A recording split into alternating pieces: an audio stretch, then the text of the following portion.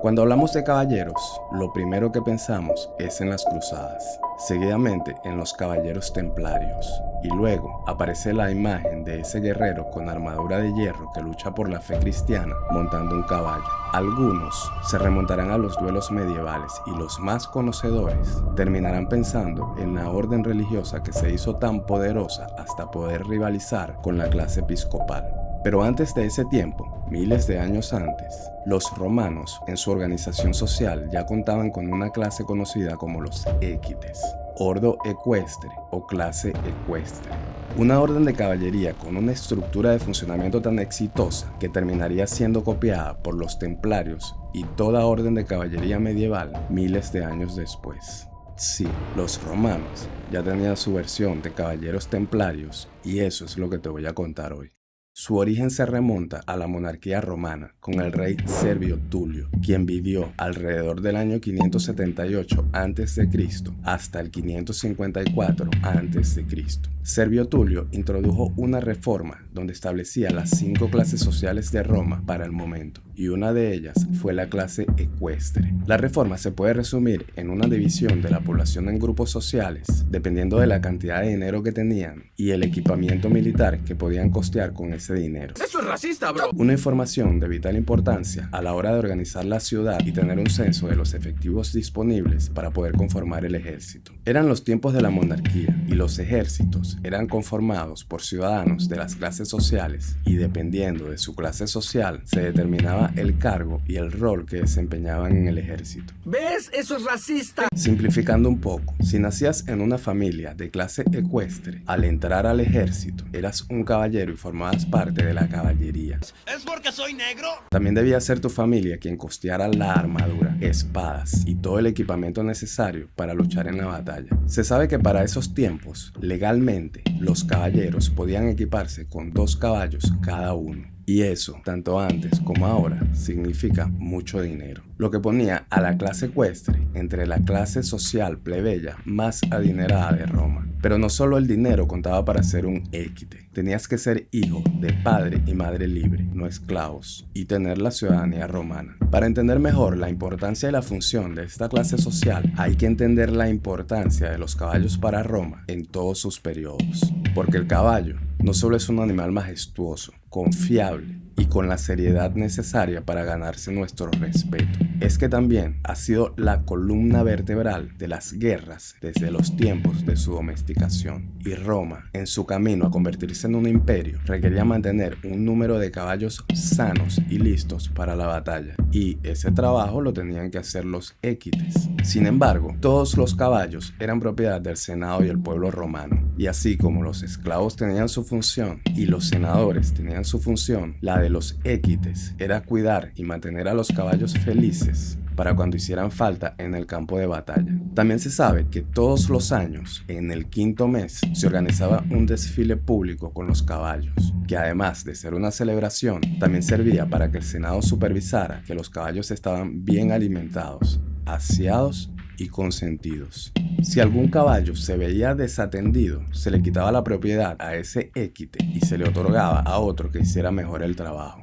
Las justas o duelos a caballos que vemos en las películas sobre la Edad Media también se hacían en esos tiempos, al igual que las carreras de caballos y otras actividades de carácter deportivo tanto para entretenimiento como para entrenamiento militar. Por cierto, quería agradecer a todas las personas que dejan esos comentarios con muy buena vibra. Gracias. En el año 264 a.C., ya en tiempos de la República, inician las guerras púnicas. Y desde esos tiempos, la clase ecuestre empieza a ver cambios en su configuración y funciones. Ya no solo eran los cuidadores de caballos y soldados de caballería en las batallas, ahora también eran los encargados de administrar el dinero del imperio en la construcción de obras públicas, abastecimiento y recaudación de impuestos para algunas provincias. Y aquí es donde la clase ecuestre se empieza a parecer a los caballeros templarios, o los caballeros templarios se empiezan a parecer a la clase ecuestre.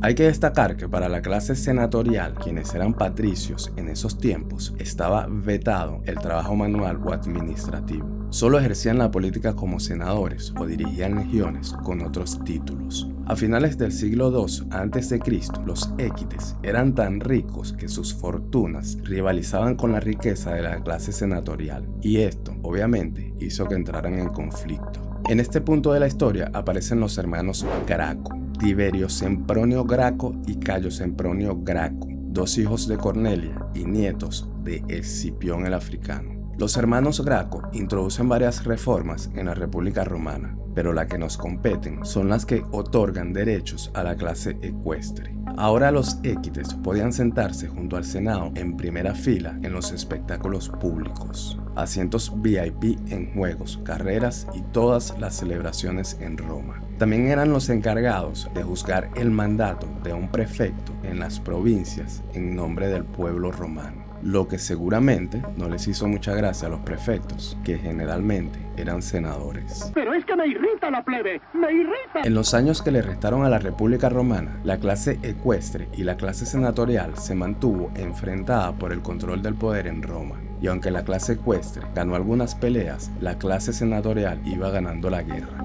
hasta que llegó el año 27.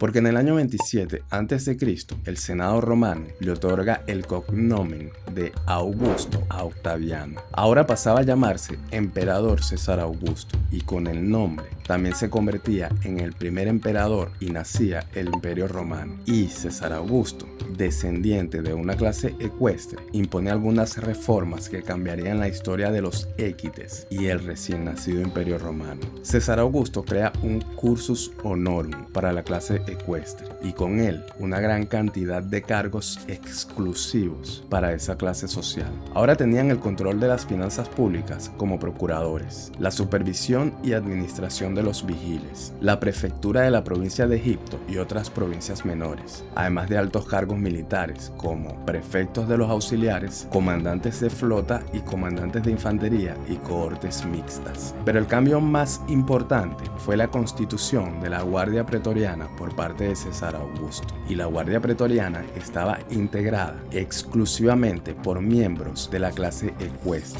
Ahora eran los soldados mejor pagados y encargados de cuidar que nadie asesinara a los emperadores. Lo último no se pudo. En el año 37 después de Cristo, con el emperador Claudio, la clase ecuestre deja de ser una clase social por herencia y pasa a ser un título otorgado por el emperador. El emperador hacía una ceremonia, te otorgaba un anillo y oficialmente eras un caballero romano. En este punto, el título de caballero en el Imperio Romano gozaba de un gran prestigio y fortuna, porque para recibir el título, además de otros requisitos, debías demostrar una fortuna de 400.000 sestercios, entre $800.000 a $1 millón, dependiendo de quién saque la cuenta. Pero de cualquier forma, por lo menos para mí, es mucho dinero. No me da pena decirlo. En el año 79, con el emperador Vespasiano, la clase ecuestre empieza a ejercer como secretarios de la Cancillería Imperial. Ahora tenían el control de las finanzas públicas, las finanzas del imperio, la Guardia Pretoriana, y conformaban una élite muy influyente y poderosa de caballería dentro del ejército. En los siglos siguientes, la clase ecuestre se hizo tan rica y poderosa que usaron todo el poder que tenían para ayudar a los más necesitados y alimentar a las personas de bajos recursos que no tenían que... no. En los años siguientes, la clase ecuestre se hizo tan rica y poderosa que como pretorianos llevaron la corrupción y los crímenes a los niveles más obscenos posibles, y como élite del ejército hicieron lo mismo. En el año 235, el emperador Galieno pone otro clavo al ataúd de los senadores cuando les quita el derecho a mando de las legiones, cargo que habían ejercido desde los tiempos de la monarquía, y ahora la clase ecuestre era la encargada de ejercer esa labor. Con esta reforma, ya los équites ejercían la mayoría de los cargos públicos en el Imperio Romano, y los senadores ya conformaban una muy pequeña parte de los ciudadanos ricos de Roma. Pero en el año 284 sube al poder el emperador Diocleciano, y en su periodo la clase ecuestre y la clase senatorial se fusionan en una sola. No ese tipo de fusión. Y a finales del siglo IV, oficialmente, la clase ecuestre tradicional desaparece. Los integrantes de la clase social ahora solo eran otras familias ricas sin el título de caballeros. La Guardia Pretoriana aguantaría hasta el 312 y los senadores siguieron existiendo hasta el siglo VI. Esto es Historia con Memes, el mejor canal de divulgación histórica de YouTube que nadie sabe que existe, porque YouTube no recomienda los videos o porque realmente los videos son muy malos. Como sea, gracias por ver el video.